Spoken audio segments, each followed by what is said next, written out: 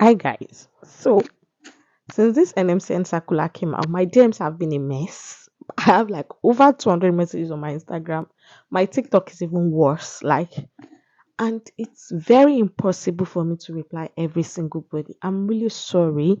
I'm so choked up with work. In fact, I'm trying. I'm struggling. I'm just trying to keep my head above water right now. So you guys should just pardon me and forgive me until I am back. For now, I'm around, but I'm still on the money now. Okay, so I just want to try to make one video, just one video. I don't know how long it's going to be. I'm going to address every single question I've gotten since this whole NMCN saga and Saudi Arabia migration. I'm going to just make it to this one video. So if you want to ask me any question, I'm just going to send this video to you. I'm not going to say anything. If your questions are not now here, then I'll be able to answer you. Welcome back to my YouTube. You welcome. I'm sorry to people that feel like I'm rude when I send them my YouTube links when they ask me certain questions. I already made this YouTube to help people to answer your questions, and I can't keep. Time is money. We all know that. Okay, so let's just get right into it. The first question I've been getting is, do we need NMCN verification to migrate to Saudi Arabia? Yes and no. Yes, because you have to do your data flow, and data flow is the verification for Saudi Arabia. The same way UK and US have this that CGFNS, and I've said it before. I have a video on data flow. You can check my page down for it. You will need your data flow at the point of writing your Saudi Council exam. But when I was employed, I don't know how things run now. I think it's still the same way. You can migrate to Saudi Arabia without the verification at first. So that 6 months timeline that they currently gave is still valid. You can still take the um what they call it. You can still take the move, like you move, then you do your verification within the first 6 months, but make sure you write your Saudi Council exam within the first 1 year of arrival in Saudi Arabia. Otherwise, they are not going to renew your contract and you won't be able to stay in Saudi Arabia afterwards.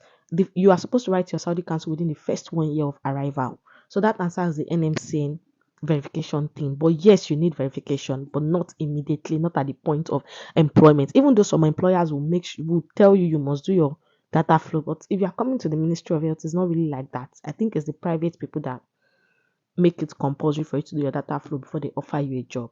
But for me, I did not do it in Nigeria. It was after I got Saudi Arabia. About 3 months later, I did my verification and all of that. So that's one. Secondly, someone was like, what is the accommodation like? I've said it before. Accommodation is for single nurses. You cannot live in the accommodation with your family because usually a shared apartment. For me, mine was a shared apartment. It was a 3 bedroom flat. It was being shared.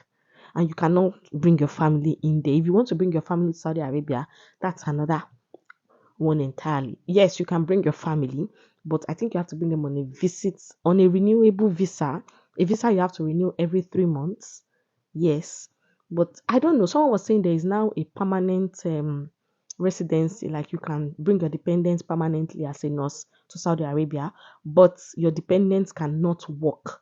That dependence cannot work clause is still there. So if you're planning to migrate to your family with your husband is not going to be working. If you are a man, your wife is not going to be working. Dependents are not allowed to work on dependent visa. So I think that answers that. Another person was like, what is the pay like? Yes, the pay, as I when I joined the Ministry of Health, the pay was about a $1,200 minimum. That's for I think 1 year experienced nurse. Yes, $1,200 minimum. Then for every year of experience you have, I think it's about see $100 or $90 extra or something for every year of experience you have. I think up to 12 years or 7 years. I can't really remember, but I think it's up to 7 years or up to 12 years. After 12 years, they end it. Yes. And yes, the salary is different for people that are coming from developed and developing countries. So in case you come to Saudi Arabia and see your salary and another nurse that is coming from UK, you see your salary, it's not going to be the same. So don't get that into your head. Let that just be. Of course.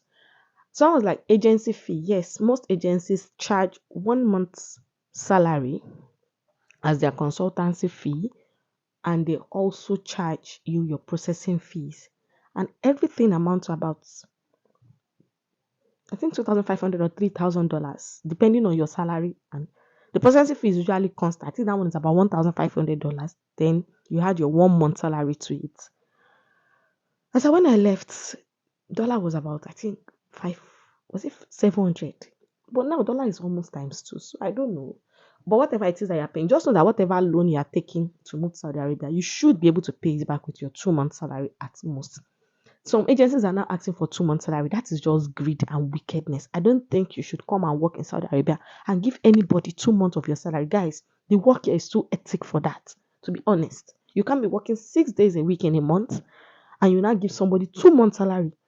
Some of these agencies, they should fear God. Though. They should really, really fear God.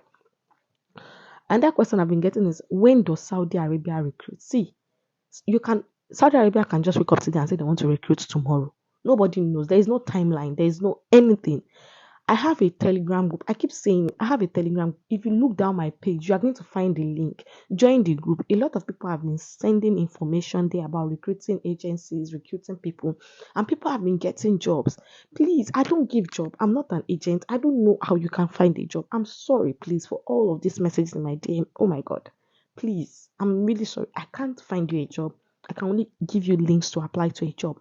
And a lot of people have also been getting jobs on LinkedIn. I've told you, revamp your LinkedIn profile. Start searching for people that are recruiting in Saudi Arabia. I know a lot of people, including optometrists.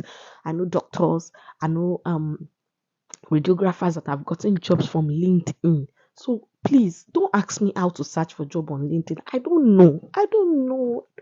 People should try now. People should try and do something. Please, in case you find out how, just tell me. Because the truth is that most people are being secretive. I know someone that got a job on LinkedIn and I reached out to her, oh babe, how did you do this? Blah blah blah blah blah. And she was not ready to share the information. Do I blame her? No. Of course, probably she has other people she wants to bring in through the same route and she wants them to arrive first before she shares the information. I don't blame her for that. Another question I've been getting is about doctors and other healthcare professionals. Right now, I'm sorry, Saudi has not been recruiting non-Arabic speaking doctors, except specialists and consultants. So it's been really difficult for people. I don't think Saudi has recruited from Nigeria in the last 3, 4, 5 years. Doctors, except consultants and specialists. So I don't know if you're a doctor, there's another route for them, but it's very difficult and you have to pay a lot of money that will even pay all your PLAB exams and maybe your USMLE itself. You will spend it on a process that is not very sure. So that's why I've not really been talking about it actually.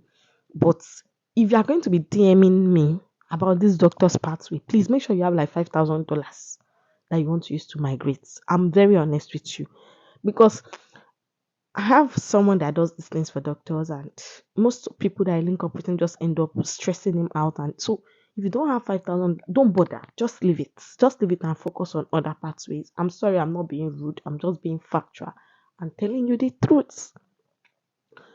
So, what other questions do I get?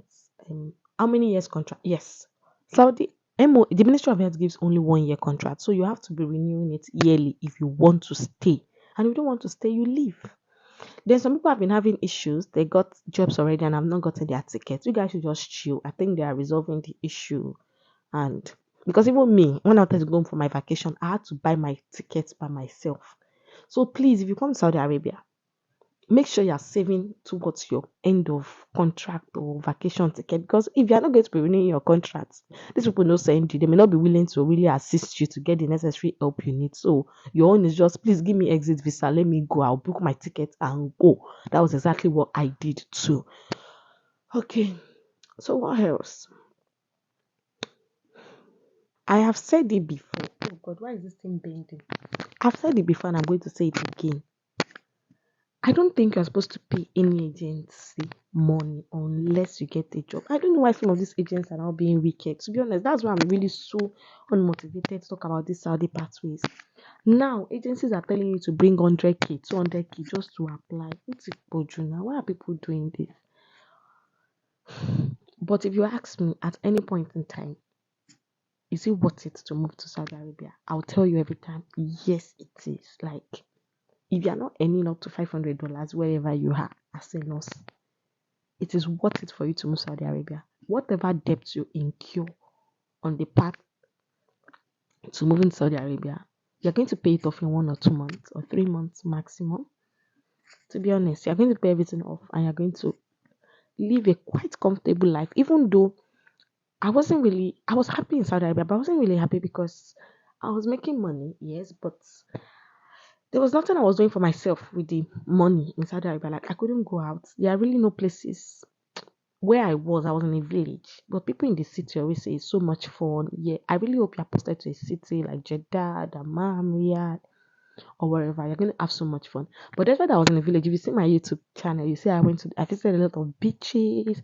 I went out. I went to the markets frequently. I had so much fun. So please, I know a lot of people struggle with depression when they move to Saudi Arabia. There's no need to be depressed about anything. Just try and make the place fun for yourself. Of course, a lot of the foreigners here are really, really terrible people, and that is just the truth. I hardly had any issues with the locals, but you see, foreigners, all of us that came from outside the country, they will frustrate you. So you must be ready to keep that one at the back of your mind. Yes, and I think there's a subtle racism, subtle, it's not very, very, but small, sha. Okay, guys, so thank you so much for watching this video. See, please, before you ask me any question, my dear, just go through my YouTube channel. Thank you so much for watching this video. Subscribe to my YouTube channel if you have not. I have a lot of information coming your way soon. Kiba has been up to a lot. Like, I don't even know. I've been up to a lot lately. So I'm just trying to balance things out. Have information to share later on. Trust me, I'm not going to hoard anything. And yeah, I got married. Yes, that's the latest information, right? Bye, guys. Mwah. Thank you so much for watching, guys. Kindly subscribe to my YouTube channel, share to your friends, and share this video, guys. Bye.